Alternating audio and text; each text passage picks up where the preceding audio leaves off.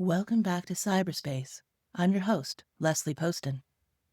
Today we're exploring something that touches every single one of us, yet remains largely invisible in our culture: grief. But not the kind of grief you see in the movies as dramatic funeral scenes, black dresses, or a socially acceptable mourning period. I'm talking about that sneaky grief, the kind that shows up uninvited decades later, or the kind that you're told doesn't count. The kind of grief that our economic systems pretend doesn't exist because acknowledging it might cost them money.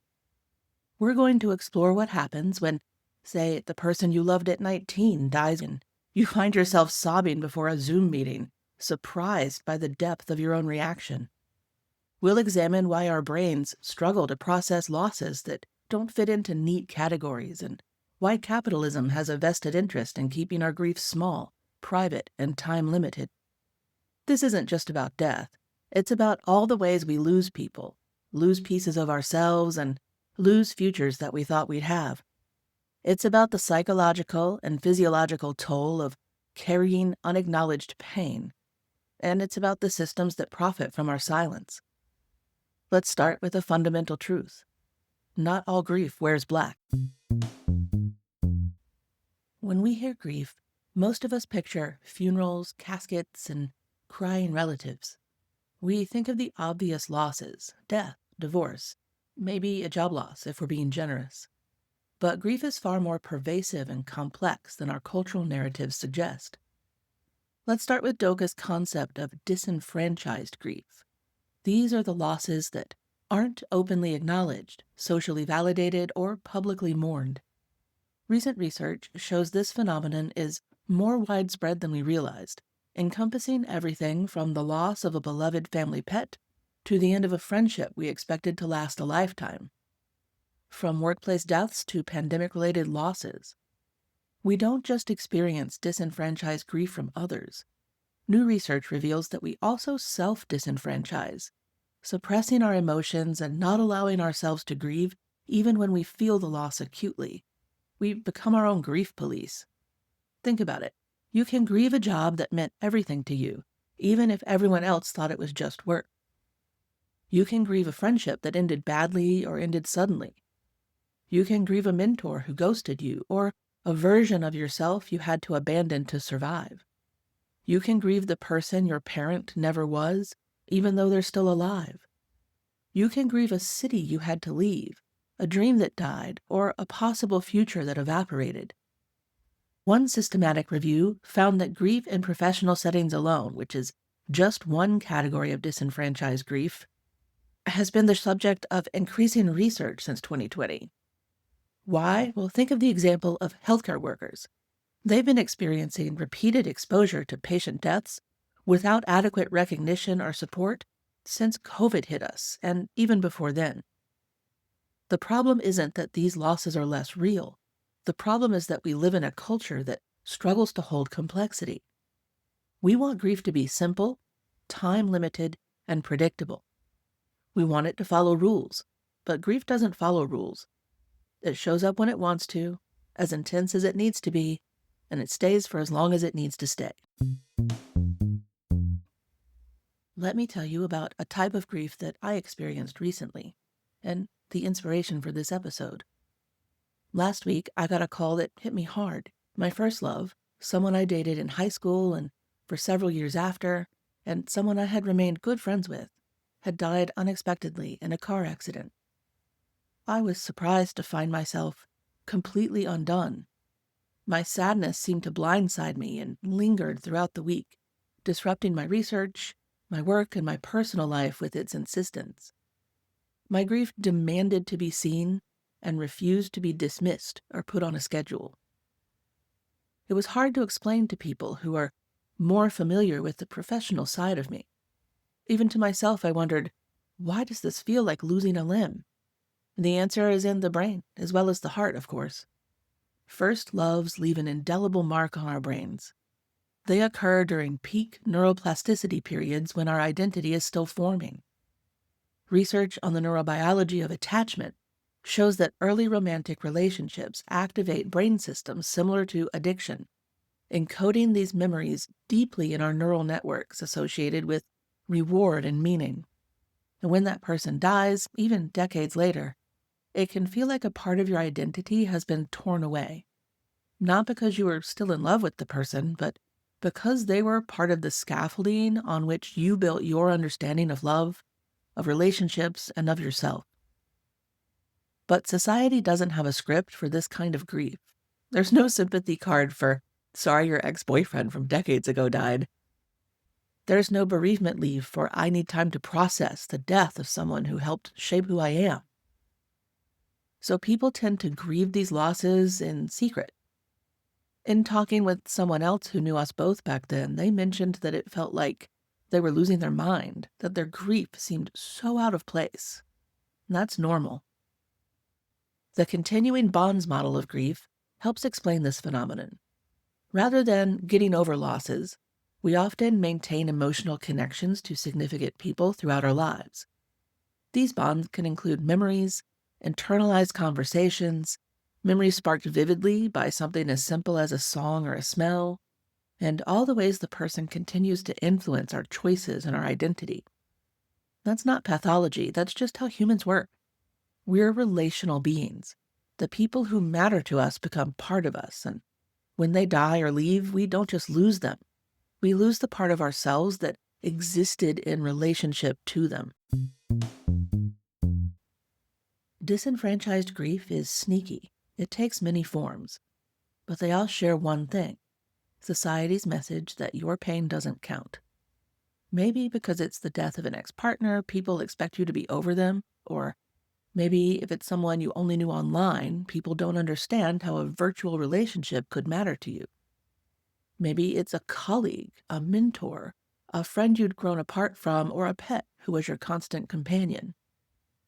Recent empirical research examined 3 common scenarios of disenfranchised grief: pet loss, romantic relationship breakups, and receiving a psychological disorder diagnosis.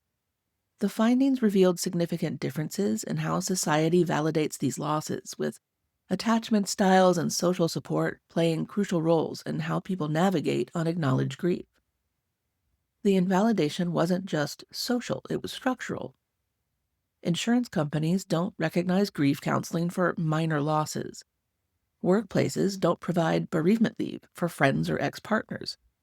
Even support groups are organized around specific types of loss, often excluding the messy, complicated types of grief that don't fit into neat categories. But here's what the research tells us. Disenfranchised grief can be just as intense and long-lasting as what society considers legitimate grief.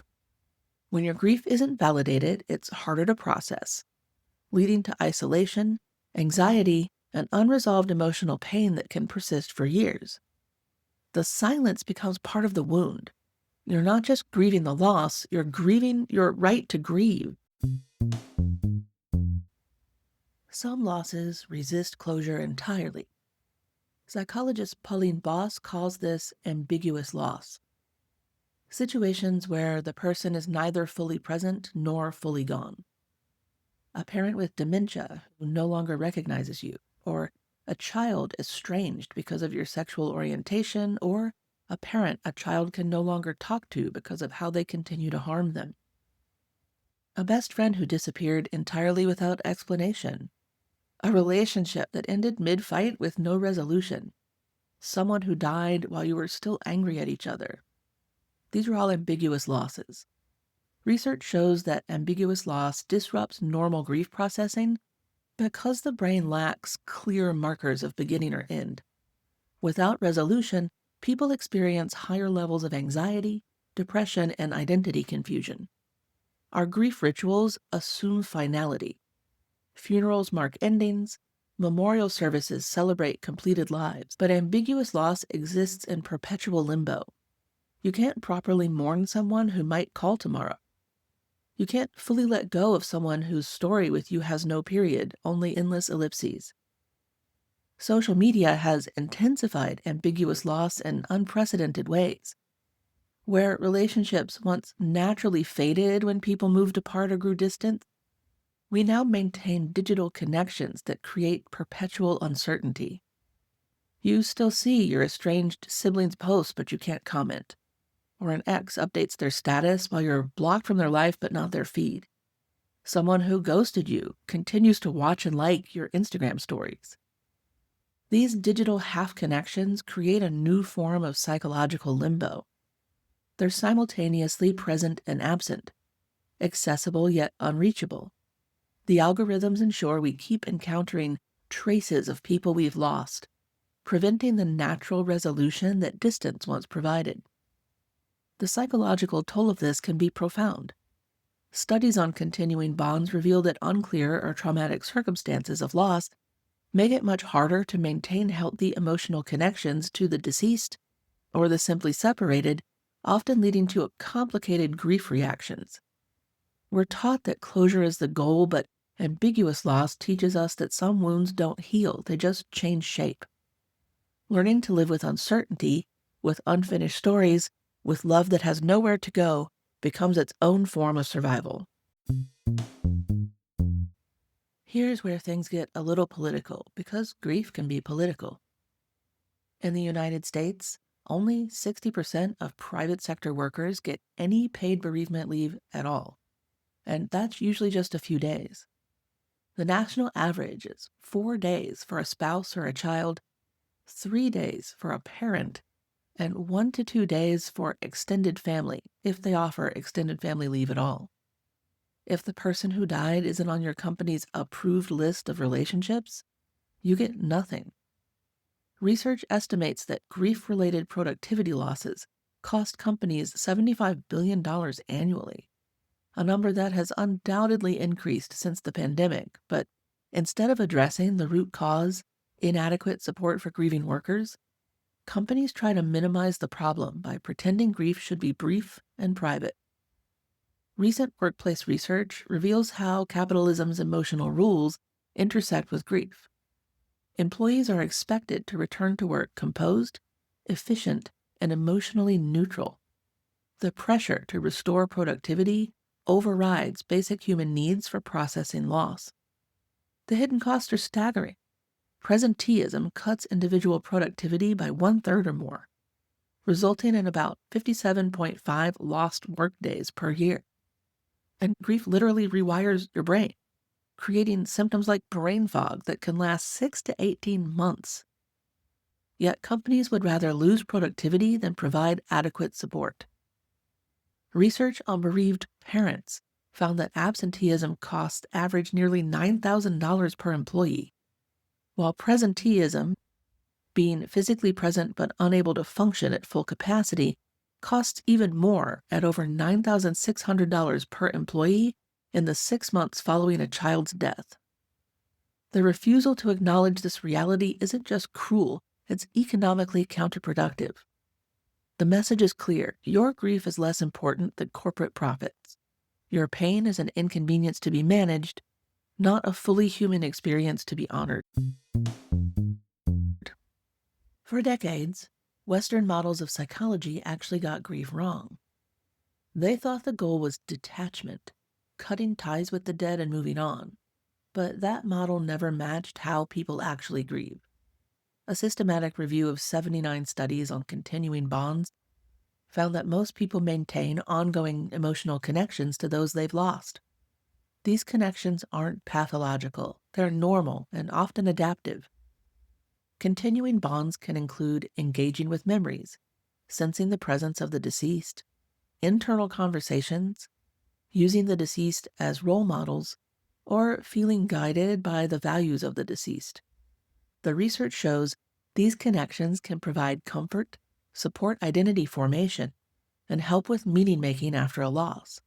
However, the relationship between continuing bonds and healing is complex.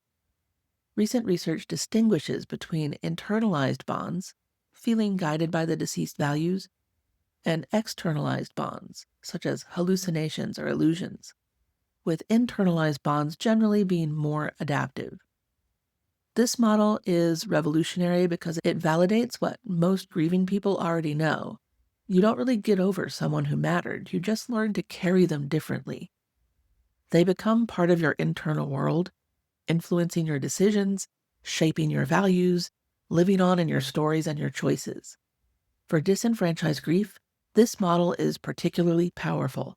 Even when society refuses to validate your loss, you can maintain your own relationship to what you've lost. Your grief doesn't need permission to be real. Grief isn't just emotional. It's a full-body experience with measurable physiological effects. Research consistently shows that bereavement is associated with elevated cortisol levels, flattened diurnal cortisol rhythms, and higher mourning cortisol. These stress responses can persist for months or even years after a loss. Your immune system also takes a significant hit. Studies document reduced T lymphocyte functioning and increased inflammatory markers, and impaired responses to vaccinations. Natural killer cell activity decreases, making grieving people more susceptible to infection and illness. Your cardiovascular system can suffer as well. Chronic stress from grief can lead to increased risk of heart disease, and in severe cases can trigger Takotsubo cardiomyopathy, literally broken heart syndrome, where emotional distress causes temporary heart muscle weakness. Neurologically, grief can affect cognitive function, memory, and concentration. Brain imaging studies show that grief activates regions associated with physical pain, reward processing, and attachment. The phrase "it hurts" isn't metaphorical. Grief literally hurts. These aren't character flaws or signs of weakness if you're experiencing any of them. They're predictable biological responses to psychological trauma. When someone tells you to just get over it, they're not just dismissing your emotions, they're ignoring measurable changes in your brain and body that can persist for years if you don't allow yourself to feel your sadness. Research also reveals that the intensity and duration of these physiological effects correlate with grief severity and the availability of social support. People with complicated grief show more pronounced inflammatory responses and greater health risks. Your body keeps your emotions stored physically even when your mind tries to move on. Not all grief resolves naturally. For some people, grief becomes a chronic, debilitating condition that interferes with basic functioning. Prolonged grief disorder was officially added to the DSM-5-TR in 2022. It affects an estimated 10% of people who experience natural deaths and up to 49% of those who lose someone to unnatural causes. Symptoms include intense yearning, identity disruption, emotional numbness, and a persistent inability to function. Complicated grief is associated with distinct neurobiological patterns.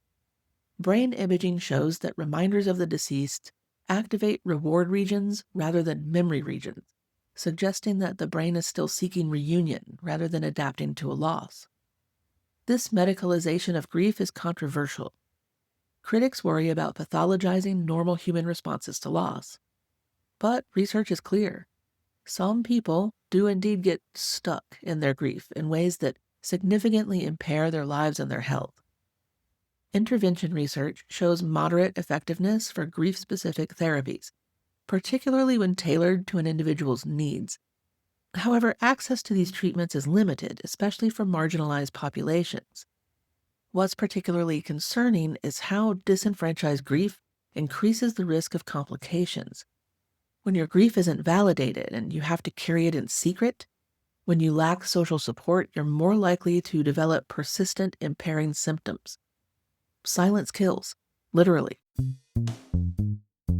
When Queen Elizabeth died, daily routines in England stopped. Flags were lowered, news coverage dominated, official mourning periods were declared. And compare that to the nameless victims of climate disasters, police violence, mass shootings, or pandemic negligence. Some grief gets global attention, other grief only gets statistics.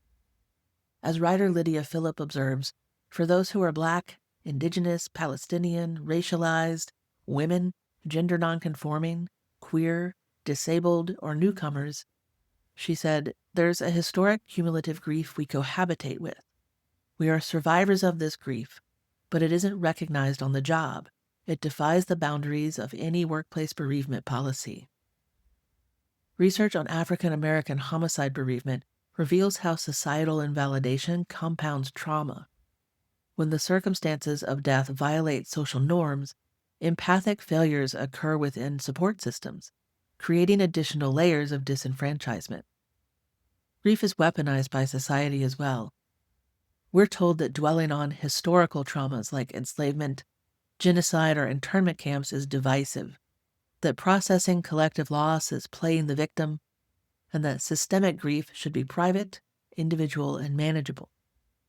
But communities are finally fighting back. From memorial murals to protest chants to online spaces where marginalized grief can be honored, people are creating their own rituals, their own validation, and their own permission to mourn. As Philip wrote, grief accrues faster than sick days. The accumulation of loss, personal and collective, exceeds what any workplace policy can accommodate. This isn't a personal failing, it's a structural problem. Grief doesn't need permission to be real. It doesn't need to fit into neat categories or follow prescribed timelines. It doesn't need to be productive or convenient or socially acceptable. Grief is love with nowhere to go. It's the tax we pay for caring. It's the shadow cast by connection, the price of attachment, and the evidence that something mattered. The research is clear. Healthy grieving isn't about getting over a loss. It's about integration. It's about finding a way to carry what we've lost forward into who we're becoming. So let's stop asking people to minimize their grief to make others comfortable. Let's stop pretending that 3 days is enough to process the death of someone who helped shape your soul. Let's stop treating emotional labor as less important than any other kind of work. Your sneaky grief, the kind that shows up at inconvenient times, the kind that doesn't fit categories, the kind that lingers longer than others think it should, is valid. Your tears in a Target parking lot are valid. Your dreams about people you lost years ago are valid. Your inability to concentrate suddenly 6 months after a loss is valid. Grief is not weakness, it's not self-indulgent, and it's not unproductive. Grief is what happens when love encounters mortality. It's one of the most fundamentally human experiences we all share. And any system that tries to silence it, minimize it, or commodify it is a system that has forgotten what it means to be human. Take a moment today to honor a grief you've never fully acknowledged. Whisper it to yourself. Write it down. Tell someone who will listen without trying to fix you. Your grief matters, even if, perhaps especially if, no one ever told you that it did. Thanks for listening to PsyberSpace. I'm your host, Leslie Poston, signing off and thanking you for sitting with me in my grief this episode. Remember to stay curious and stay human. And if you like PsyberSpace, don't forget to subscribe so you can sit with me every week and learn something new about your world, and share it with a friend if you think they'd like it too.